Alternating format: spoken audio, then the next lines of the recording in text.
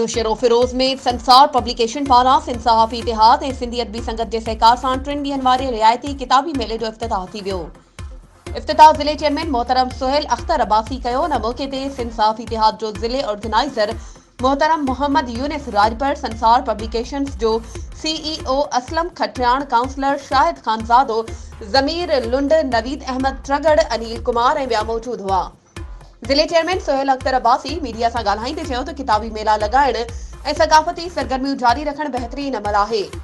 आउं नौशरो फिरोज़ समेत सिंध जी आवाम खे सक़ाफ़ती ॾिहाड़े जो मुबारकूं ॾियां थो। हुन चयो त किताबी मेले लॻाइण सां नौजवाननि में तालीमी ऐं हाकारी सरगर्मियुनि खे हथी मिलंदी।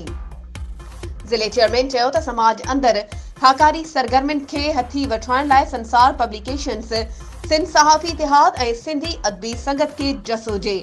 सुहेल अख्तर अब्बासी चयो त लाइब्रेरी में किताबनि जी खोट समेत ॿियनि मसइलनि खे तरजीही बुनियादनि ते हल कयो वेंदो। गुलाम मुश्तबा लाइब्रेरी में हलंदड़ रियायती किताबी मेलो 21 खां 23 नवंबर 2023 ताईं जारी रहंदो। वधीक ख़बरुनि ऐं अपडेट्स जे लाइ असांजे चैनल खे सब्सक्राइब कयो ऐं हा, बेल आइकन खे प्रेस करणु न विसारिजो त जीअं असांजी हर नई अचण वारी वीडियो तव्हां ताईं पहुची